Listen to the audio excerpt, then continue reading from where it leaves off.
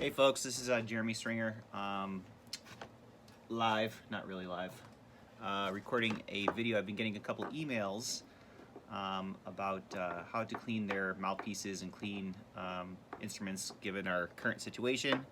Of course, here at the shop we have some pretty strong chemicals that we use to clean instruments on a professional level, but I wanted to do a video quickly just to show you how you can clean mouthpieces and that kind of stuff. I also actually have a tenor saxophone in the shop right now, and it occurred to me that we could actually clean this tenor sax neck too at home. If you get in that situation, it'd be a nice idea to clean this out so that you know, keep yourself healthy and safe. So the first thing I wanted to show you as far as like this tenor saxophone, you can't put this key right here. This is the octave key on the tenor saxophone, and you don't want to put this key into any liquid because of that pad right there. I mean, I suppose you could, but you have to dry it off thoroughly. But if you wanted to clean this neck right here, there's a little screw right here that you would have to remove to get this key off. And I think that would be a pretty easy do-it-yourself project that you could do at home to take that screw off and get this neck cleaned. And I'll show you how to do that. We're going to take this off real quick. And when you take it off, just make sure when you take it off, just don't lose it. It's kind of a small screw like that, but this neck will pop right off, and that's the screw right there. See if it'll focus in on that. What I usually do is I put it in a piece of wood, something like this. I'll just put it right there for now, so that way I have it, so I know where it is. It's right there. And I just put the neck aside. Okay, so here's a tenor sax neck with no key on it.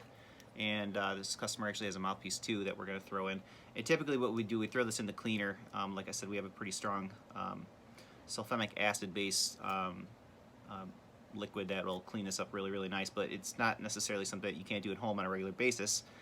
So what we're going to do is we're going to fill this little bucket right here with lukewarm water and some dish soap, and I would just let it sit there for about 20 to 30 minutes.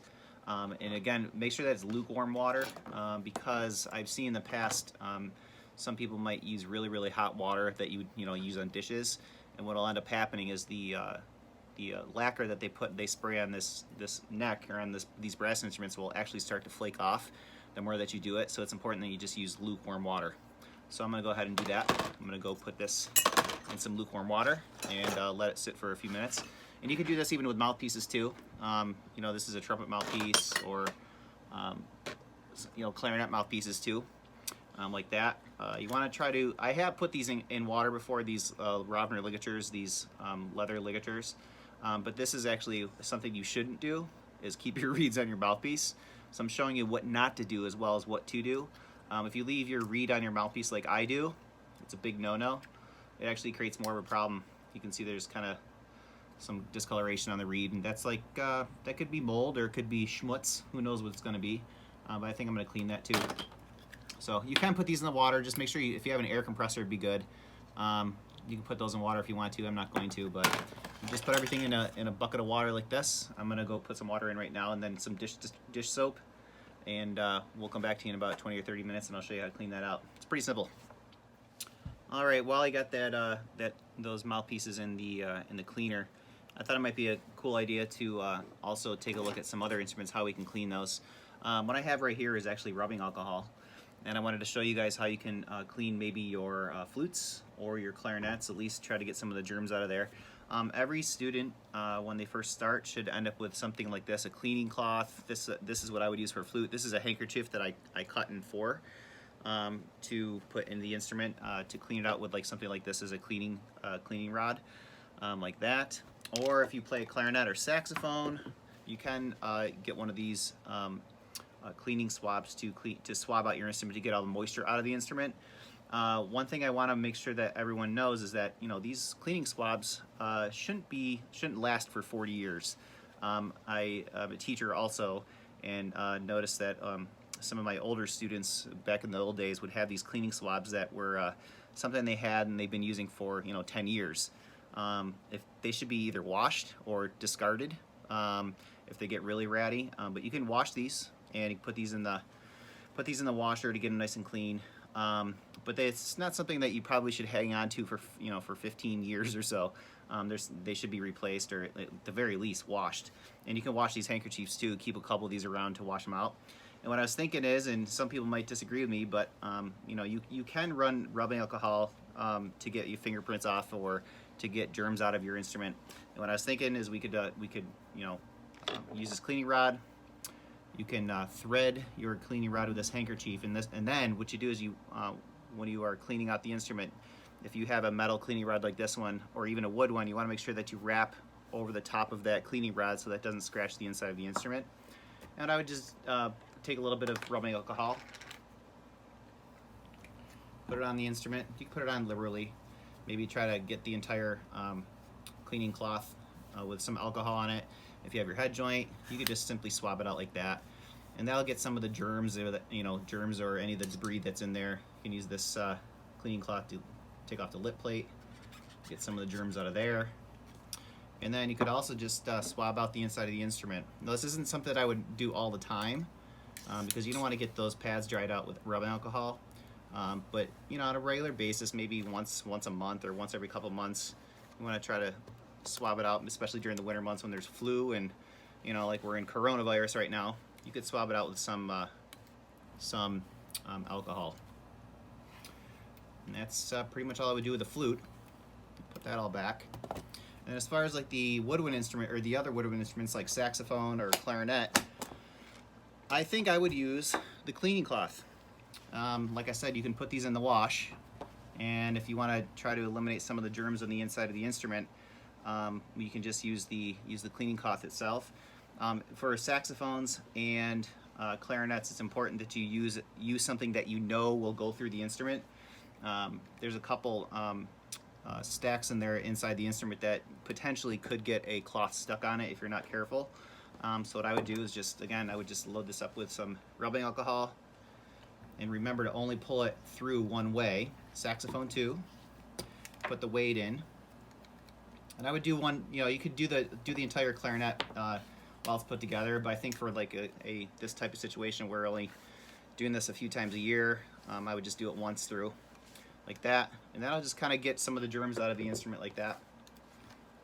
You can do this in saxophone too. So essentially what we're doing is we're not only swabbing the instrument out, but the rubbing alcohol is actually the germ killer. And that'd be one time, that'd be something I would recommend if you wanted to use some rubbing alcohol on your woodwind instruments. But again, it wouldn't be something that I would do all the time. Just every once in a while, maybe during the flu season, and just to keep things nice and clean. And then definitely wash these cloths regularly. I would say maybe, you know, once every couple weeks, because you never know what kind of cheeseburgers, if you're anything like my students, they have band right after lunch. And as you can imagine, that, you know, if you think about that for a second, it's kind of gross. So these cleaning cloths are great, but get a couple of them and, you know, rotate them and see if you can wash them every couple weeks or something, or during breaks, that kind of thing, so that, you know, they don't get cruddy and filled with germs themselves. So that's a little tip. I'm gonna see how those mouthpieces are stewing. We'll be back at you in a minute. Okay, it's been about 30 minutes, and I decided to bring my tub over to the workbench. It's a little bit more lighting over here, so you can see. And this has been sitting in this mixture of water and dish detergent. Don't make it complicated. Simple dish detergent, about 30 minutes. And again, it's lukewarm water. Again, you don't want to use hot water on brass instruments because it could potentially make the lacquer flake off if you keep on doing it over and over again. So essentially what we're doing is we're just going to scrub out when you first got your cleaning kits. Hopefully when you first started your instrument, you got a cleaning kit, or you can pick up these brushes these are the brushes that I use. They're bigger. They have they're longer than the ones you'd buy at your music store, but you should get a set of brushes if you don't have some. And then also we have this thing called a cleaning snake. It's like a big long snake with a couple of bristles on the end of it that we'll use to clean our tenor saxophone out, tenor sax neck out. And then these brushes are mouthpiece brushes. These are the size that you would probably get at your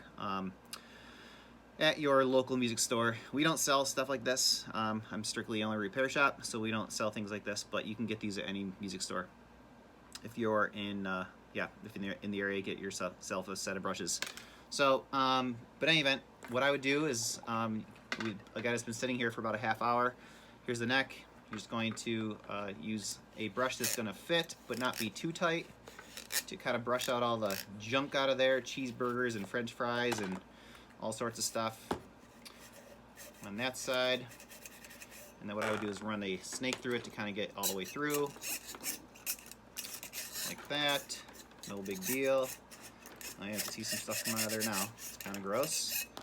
So that would be how we do the neck. As far as mouthpieces go, mouthpieces have a taper to them, and you can see this is an older brush. Probably should get a new one, but the bristles are much thicker down here. So when you put a mouthpiece brush into a mouthpiece, it should actually go from the bottom up, because the diameter at the top of the mouthpiece is smaller than at the bottom, and you don't want to force it in too much. But you can just kind of back and forth, clean that mouthpiece out really good.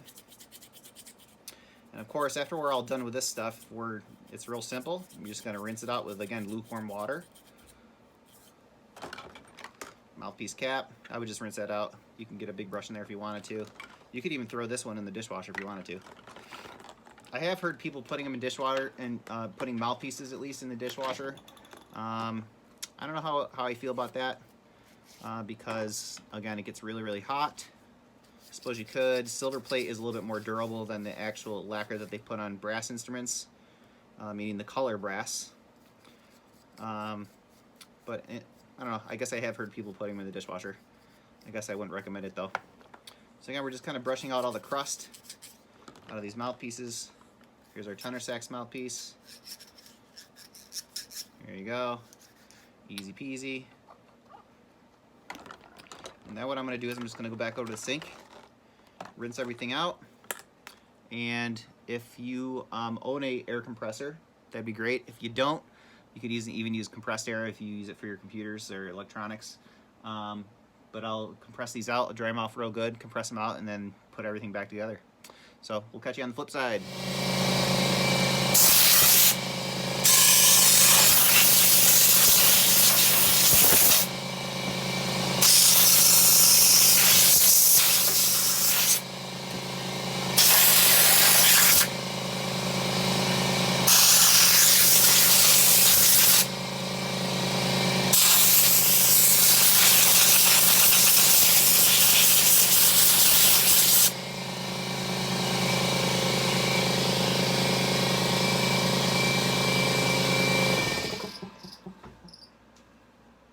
So, final product.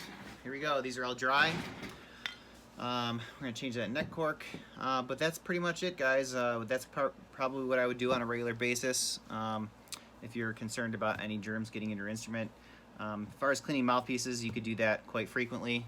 You can put this neck back on.